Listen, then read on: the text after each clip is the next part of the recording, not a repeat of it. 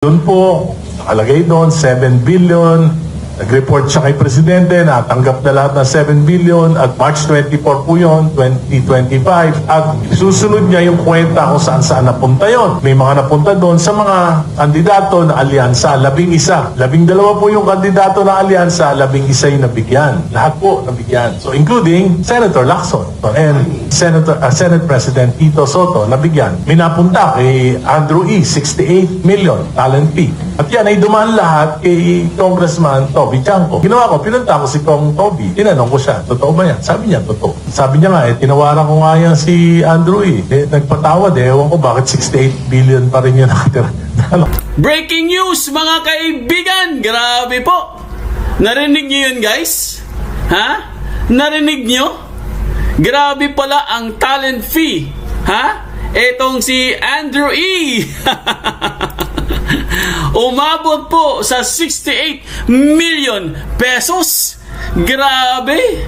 Bakit ganun kalaki ang kanyang talent fee? Ganun ba siya kasikat mga kaibigan? Ang alam ko laos na yan eh. Ha? Ang alam ko mga kaibigan, wala na pong nanonood dyan eh. Kay Andrew E. Pero bakit po ang sabi po dito ni Congressman Erice, itong ibinunyag niya mga kaibigan, na nabigyan po, no? Nabigyan po itong si Wambol University at syempre nabigyan din po mga kaibigan itong si Balileng. Umaabot daw ito sa 7 billion pesos. At hindi lang yan mga kaibigan, meron pang mas nakakalula. Dahil ito pong si Andrew E. po mga kaibigan. Kilala niyo si Andrew E. di ba? Yung singer po mga kaibigan na rapper. Ako sa totoo lang talagang ang hirap po talagang paniwalaan mga kaibigan na ganun po kalaki ang kanyang talent fee. Umabot po guys sa 68 million pesos. Teka lang, sino ba ang pinakasikat ngayon na singer? Or pinakamataas na talent fee, no? Tumatanggap na pinakamataas na talent fee sa mga singer. Kung sa mga singer lang mga kaibigan, sinearch ko yan eh. Si si Regine Velasquez. Pero kung sasabihin mo mga kaibigan, si Andrew E. talaga 68 million pesos? Totoo ba ito mga kaibigan? Ang hirap po guys, no? Ang hirap. Hindi talaga ako makamove on kanina pa eh. Sabi ko, grabe po itong pasabog. Grabe po itong bagong revelasyon at pasabog po mga kaibigan ni Congressman Erice. Dahil po, patungkol po ito guys sa mga text messages at yung pag-uusap po nila ni Representative Leandro Laviste. Nakasama po dito guys si Bersamin. Sabi nga ni Congressman Erice, hindi po ito marites.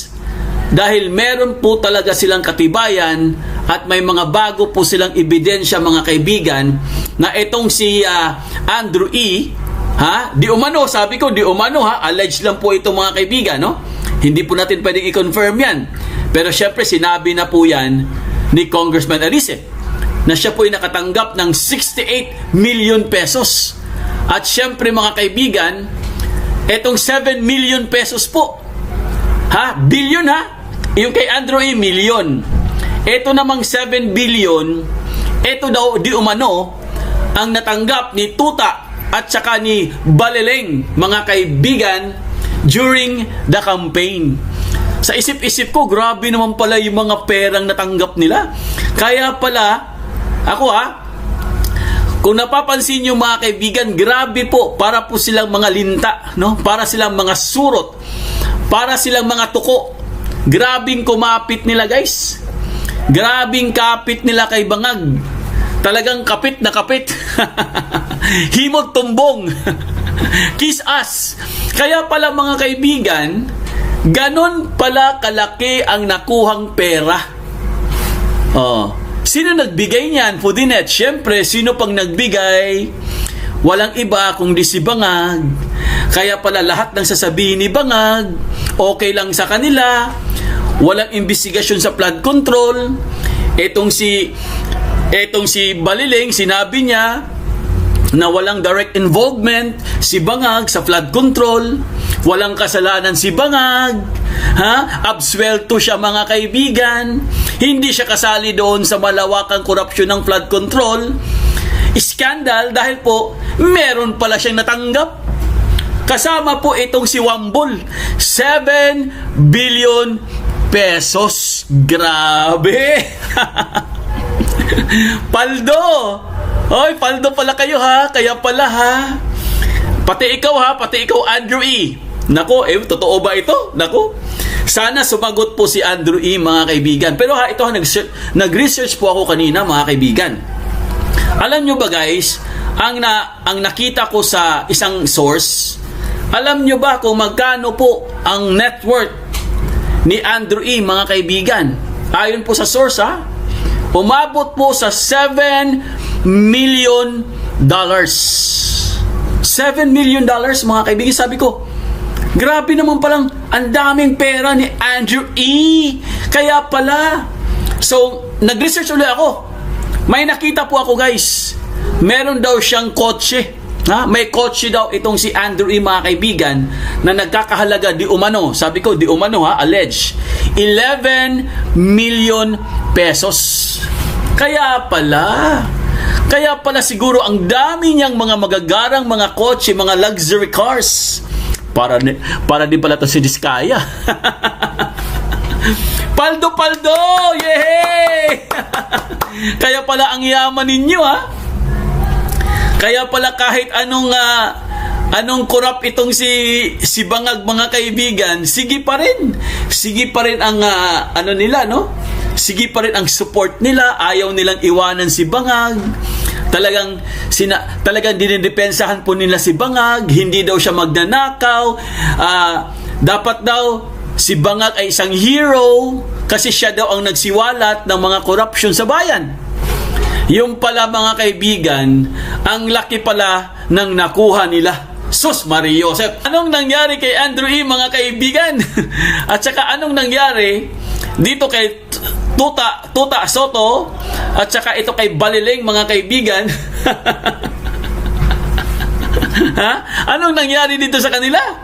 Bakit paldo-paldo po sila, mga kaibigan? Ito po, pakinggan lang po natin ulit ang ating intro para sa mga hindi pa po nakapakinig ng intro natin. Ulitin natin, guys.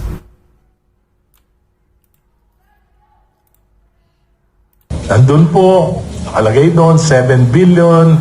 Nag-report siya kay Presidente, natanggap na lahat ng 7 billion at March 24 po yun, 2025. At susunod niya yung kwenta kung saan napunta yon. May mga napunta doon sa mga kandidato na alyansa, 11. 12 po yung kandidato na alyansa, 11 yung nabigyan. Lahat po nabigyan. So including Senator Lacson and Senate President Tito Soto nabigyan. May napunta kay Andrew E, 68 million. Talent. At yan ay dumaan lahat kay Congressman Toby Chanco. Ginawa ko, pinunta ko si Kong Toby. Tinanong ko siya, totoo ba yan? Sabi niya, totoo. Nako, mga kaibigan, kinumpirma po, confirm ni Congressman Toby Chanco. Tinanong po siya ni Congressman Erice kung totoo ba na nakatanggap o nabigyan itong si Tuta Soto at saka si Baliling, kasama na rin po si Andrew E. Kung totoo bang nabigyan sila at nakatanggap sila ng paldo-paldong pera. Ano po ang sagot ni Toby Chanco? Ang sabi niya, yes, totoo po, nabigyan sila. So ibig sabihin, hindi po ito marites.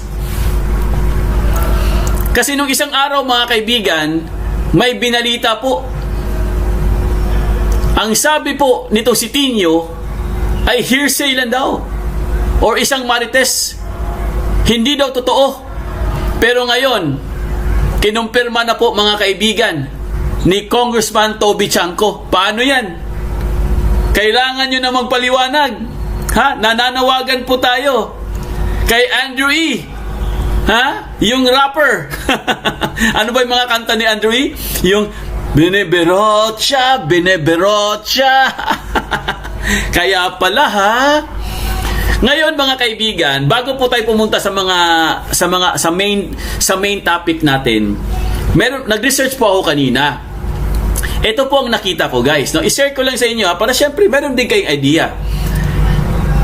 Nag-research po ako kanina kay Mr. Andrew E. Okay?